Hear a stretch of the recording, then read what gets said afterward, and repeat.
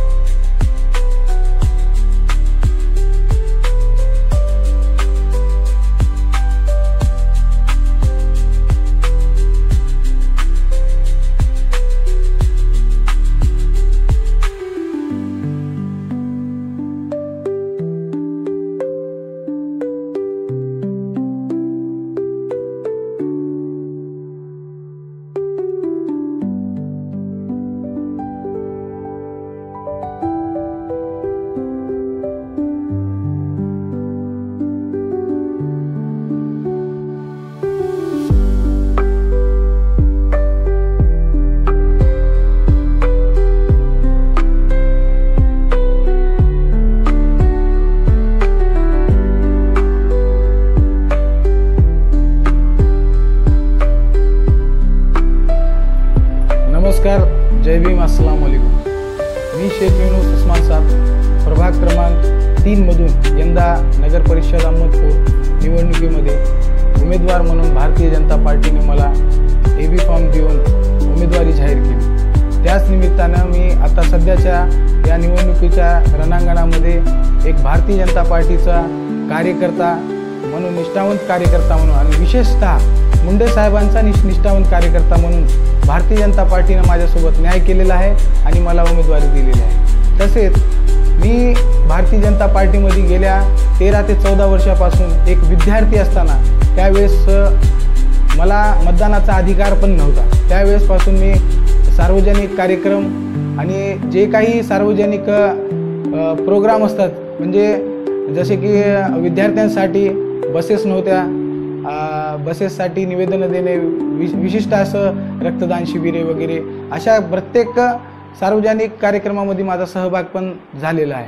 आणि यावेळेस भारतीय जनता पार्टीनं असेच पुढाकार माझं पुढे वाढत जावं म्हणून मला भारतीय जनता पार्टीनं जे काही माझ्यावर जिम्मेदारी दिलेली आहे त्या जिम्मेदारीला पुढे नेण्यासाठी मी प्रभाग क्रमांक 3 येथे उमेदवार म्हणून आलेला आहे। आणि मला फक्त जनतेशी एवढीच अपेक्षा आहे की मला ह्यावेळेस भारतीय जनता पार्टीला म्हणजे कमळाच्या चिन्हाला बटन दाबून मला जयश्रीताई केंद्रेला आणि अध्यक्षपदाचे उमेदवार आहेत आमचे स्वप्नील भाऊ होते यांना पण मतदान करून आमच्या पूर्ण पॅनलला पूर्णपणे मतदान करून निवडून द्यावी ही माझी जनतेच्या समोर विनंती आहे। की हेच मुस्लिम समाजामध्ये मी घराघरात प्रत्येक घरात जाऊन हेच सांगतोय की भारतीय जनता पार्टी ही निष्पक्ष पार्टी आहे, ही कोणती जात बघत नाही, काय नाही, हे सगळ्या 18 पगड जातीला घेऊन चालणारी एक भव्य अशी मोठी राष्ट्रीय पार्टी आहे। आणि त्या पार्टीचं समर्थन करण्यासाठी मी प्रत्येक मुस्लिम घरामध्ये जाऊन हेच सांगण्याचा प्रयत्न करेन की भारतीय जनता पार्टी ही निष्पक्ष आहे आणि तुम्ही त्याला मतदान करू शकता।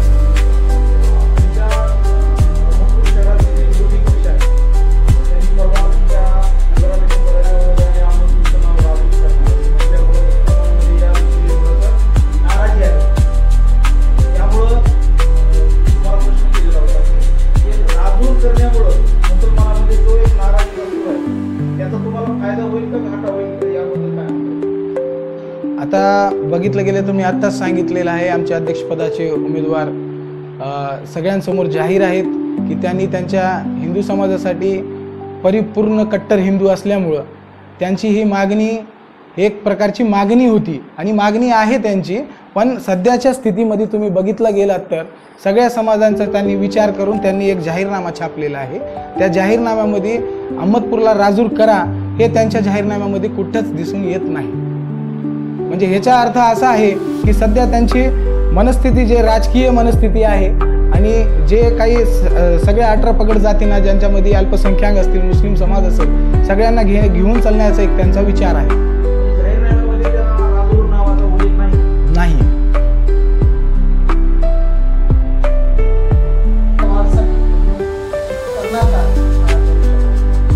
हो, आता मला सांगायचं असं आहे की एक थोडी माझी भूमिका अशी आहे की मी विद्यार्थी गटामधून एक युवकामध्ये आलेला आहे आणि त्याच प्रकारे माझं एज्युकेशन ही BSc कॅम्प्युटर सायन्स झालेलं आहे आणि मी ॲज अ सॉफ्टवेअर इंजिनियर म्हणून सॉफ्टवेअर टेस्टर या पदावर काम पण केलेलं आहे. नेमकं मला असं सांगायचं की मला राजकीयामधून मला IT चं क्षेत्र भेटलेलं आहे. ह्या सगळ्या गोष्टीचं कंबाईन करून मी माझ्या सध्याची, माझ्या वार्डाची, माझ्या प्रभागातली परिस्थिती बघून कुठं अर्धवट रोड तुटलेले आहेत, कुठं फाटलेले आहेत, रस्ते नाल्याचं काही आता पत्ता बरोबर नाही आहे. माझ्या पूर्ण प्रभागामध्ये पूर्ण रस्ते कुठंच नाही. आणि महत्त्वाचा विषय असा आहे, माझ्याकडे सर्वात मोठं विजन असं आहे की मी कोणाचा विरोध न करता मी काय करू शकतो हे माझं सर्वात मोठा विजन आहे. माझ्या प्रभागातले प्रत्येक जनतेतील 18 पगड जातीमधील जे लोक आहेत त्या लोकांसाठी मी काय करू शकेल हेच माझं विजन आहे.